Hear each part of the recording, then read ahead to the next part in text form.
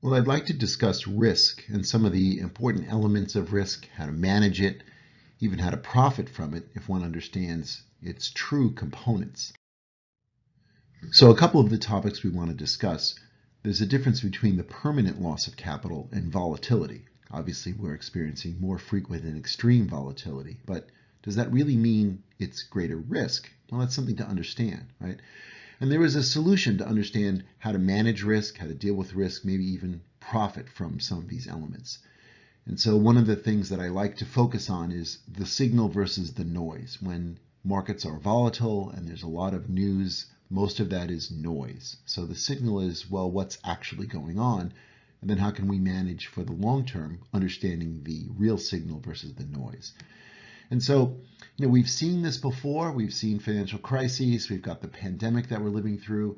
And there are other discontinuities. We're seeing some extreme discontinuities today when it comes to the war in Ukraine and the commodities issues, the supply chain issues. There's issues with food, energy, other sources of inflation, and there's a lot of disruption. So this is a very risky time when it looks to all elements that are inputs that are critical to an economy: interest rates, inflation, availability of commodities and supplies. And so this can lead to disruptions. It can lead to a lot of exuberance when solutions maybe seem imminent. It leads to a lot more of the inputs that create volatility. And that's one of the reasons why we want to distinguish volatility from real risk. And, fundamentally, piecing apart what's actually going on versus the near-term impact without really understanding the sustainability of that impact. And so that's one of the things that a theme that we always talk about is slow thinking. To give credit to Daniel Kahneman, the idea that essentially we think reactionarily, right? We're fast thinkers, and that's why we're alive, right? But now it's a time to think slowly. Well, what's really happening? What's behind all these elements? What is sustainable? What isn't? And then how do I plan for that, and how do I profit from that? So the first and most important concept is that volatility is not risk. Simply because things go up and down, that doesn't mean you've actually risked anything. You've risked something when you've sold something at a loss. That's what you ultimately face as a risk. So if you're not forced to sell, can you withstand the volatility? Now, what we've seen is that there are many investment structures that can't withstand volatility. Look at people like Melvin Capital and Tiger Global, and we'll touch on some of these issues, where they're looking at these transformational businesses. They're highly leveraged. They make these leveraged bets, and therefore that leverage creates the real risk, because with that volatility comes exposure, capital calls, and therefore that permanent loss of capital. That's the real risk. And so when sales are forced, and when you've got these strategies that really require capital gain, meaning I get appreciation on a stock, I have to realize that appreciation, I have to reinvest, I have to do other things, that goes back and forth. Well, a strategy based on capital gain is also subject to capital loss. And sometimes you have less flexibility, and that creates significant risk. And we've seen these high-flying hedge funds that do well for a few years, but then blow up, right? So that's the fundamental risk that's really at play here. So a solution when volatility actually causes risk, meaning that you're forced to sell, you're taking discounted pricing. Well, the solution is, well, one, don't sell. In other words, don't put yourself in a position where you have to sell. So don't over leverage. Don't use some, securities that have limited time horizons. Those ultimately create significant risk. When you look at derivatives, right, there's a limited life. So there ultimately will be risk because there could be the potential for the loss of capital. And using volatility really as a buying opportunity. So if you have a long-term strategy, and that strategy enables you to hold assets that you think either generate disproportionate yield relative to risk or disproportionate upside relative to risk, when there is volatility, those pricing opportunities then create buying opportunities. But if they create the requirement to sell in order to keep your fund going, well, that's a disproportionate risk. So solutions are structure yourself so that you really don't care about the pricing at any given day. Nominal pricing isn't important. You're here in it for the long term. You're not over leveraged. You don't have time sensitive securities. You can use volatility as a buying opportunity, and then you can sustain that strategy.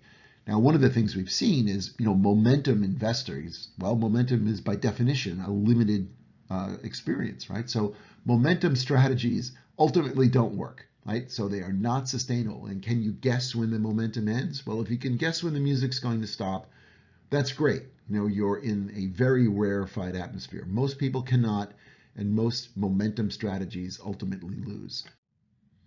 Now to touch on, signal versus noise. Well, we'll use very specific examples of a lot of noise. There's people like Melvin Capital, the ARK ETF, and Tiger Global, which got a lot of attention for investing in kind of, the flavor of the month for several years, which these high growth tech companies.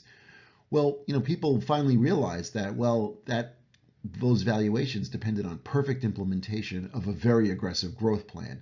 Both of those fundamental assumptions were so flawed that the corrections, not only did they eliminate any of the gains over the course of several years, they actually are now at losses. Melvin Capital obviously blew up because they were over levered.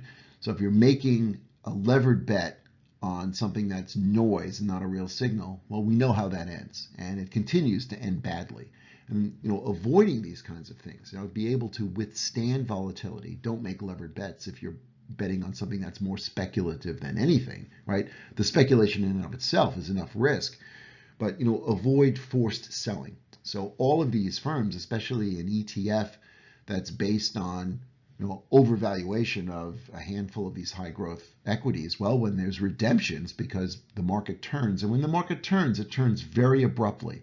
So now you're forced to sell, you're selling at a loss, those losses spiral, more selling, more forced losses. So these become real challenges, and it's a strategy to avoid. So the market has a lot of uncertainty, and the only thing certain is uncertainty, right? So we've seen these events, we've seen the financial crises, now the pandemic, but of course the events in Ukraine have greater resonance because it affects energy, it affects food, and those commodities affect so many other processes. When you think about energy, energy goes into every manufacturing process, especially chemical processing, which are inputs into all products. And there's more resonance that will come. And our point is that we are seeing greater and greater volatility. And therefore, if you have levered bets, if you have derivatives, if you have these other things, we consider those truly tools of mass destruction. There's great risk to that because you will lose your capital when volatility and these kinds of economic effects reverberate further. Interest rates are changing, inflation is changing. There's so much uncertainty that we really are being almost fooled by the randomness of these events. And so that's very unpredictable. So to take a position that says I can predict what's going to be happening, that is something that I would question, right? So we avoid these kinds of things because we think there's too much risk. And one of the things we've seen is, I call it too clever by half, right? People that think they've got analysis, think they've got algorithms that can profit and want to put capital at risk, meaning you can lose that capital through these processes. And that to me is an ill-fated strategy, that if you're successful, you're kind of lucky, but luck shouldn't be part of an investment strategy.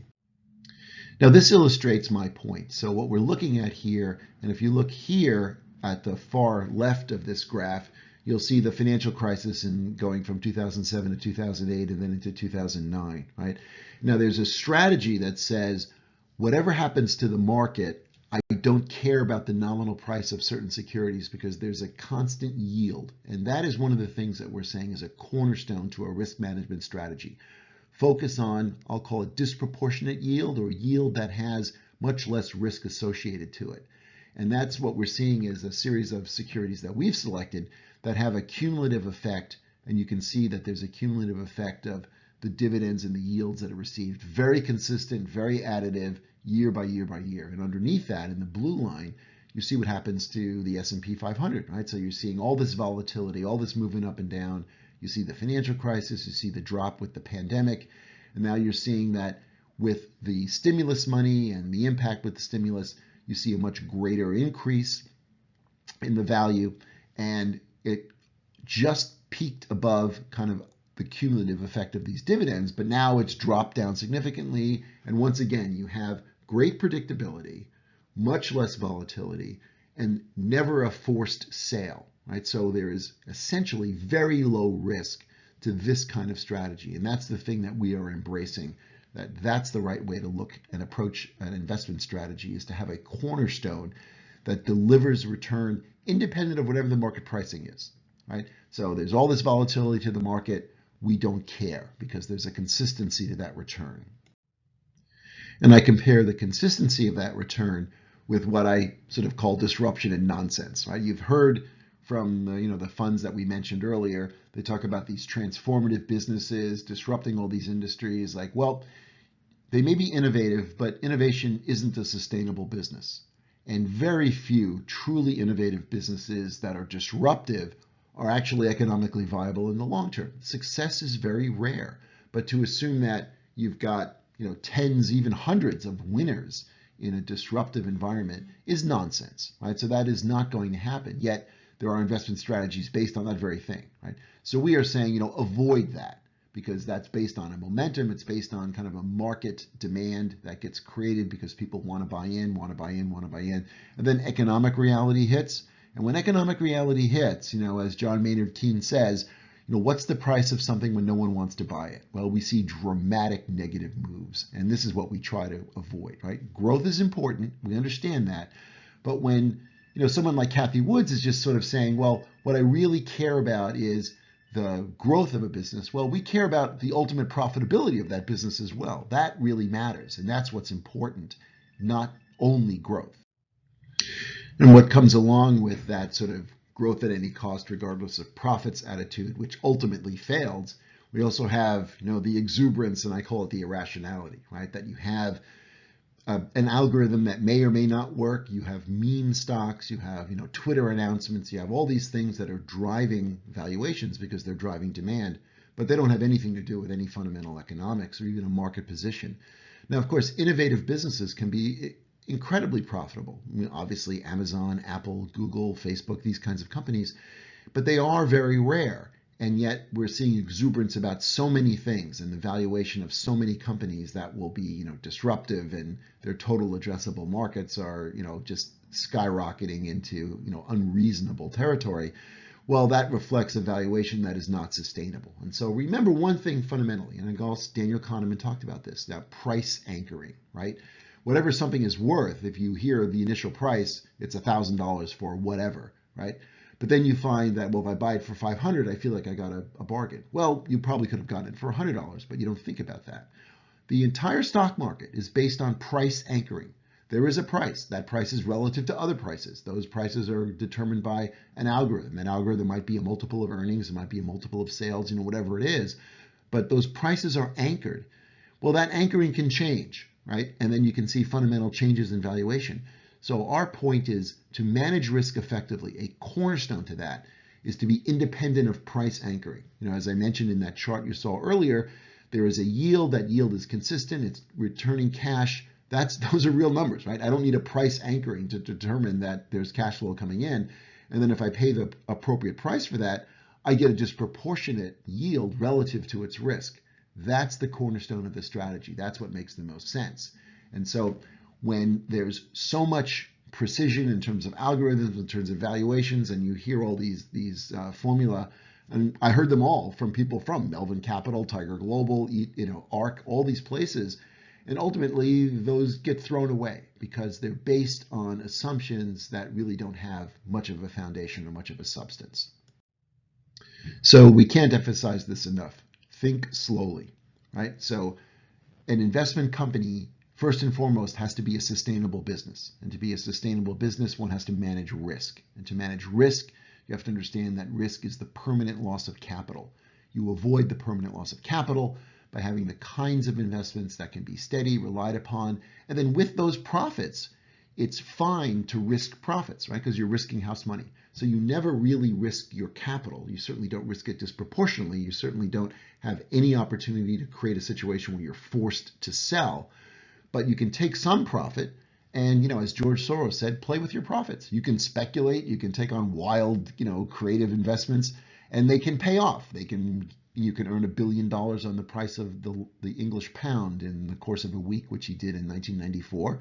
You can do these kinds of speculative things. But even if you lose, you haven't impacted your capital, so you don't have a permanent loss of capital. So essentially, these are riskless bets where there can be significant upside and very little downside. That's a very interesting component. So when you think about an investment strategy, you can combine this cornerstone of risk management and add to that the opportunity to take some of those profits and reap perhaps great reward. And even if you don't reap any reward, you haven't impaired your capital. That's an interesting and effective investment strategy. So to summarize, risk is the permanent loss of capital. You can withstand volatility and really have no risk. So the nominal price of something goes up and down, but if you're not forced to sell, you're indifferent. That isn't really assuming risk. Assuming risk is when you create a situation where you're forced to sell, where you sell at a loss, and where you are impacted by volatility because you've established a risky structure. We avoid that, right? There will always be uncertain market conditions. Sometimes market conditions create too much exuberance, too much enthusiasm towards valuations. We can avoid those kinds of things. When you feel that there's a momentum going on, you can stay away from that. You can speculate in that, but when you speculate with profits, and that's really the key. So we're going to see, because of this more frequent and intense volatility, a strategy that profits from both sides of that volatility. We don't care where the price goes. We don't care where the market goes. We're indifferent to that because we can profit in either direction, but we use that from a base and a foundation of a very attractive risk-adjusted yield. And that's really the combination that makes the most sense. So the hype, exuberance, bad decisions really come from getting on board to things that are just the flavor of the month. Avoid that and only put yourself in a situation where if you lose, it doesn't matter. They're just profits that you've lost. So in other words, think slowly. So the punchline here is thinking slowly means have a foundation that on a risk-adjusted basis performs extremely well and is independent of market volatility and market movements. We saw that in the chart where regardless of what the market did, there was a steady and increasing return to the yield. Now, you can take some of that yield and as part of a strategy, you can apply that to algorithms that can trade volatility so you don't care where the market goes. If you get it wrong, that's fine because you've only lost some of your profits. But if you get it right, you do extremely well. And that's really the fundamental strategy that makes the most sense.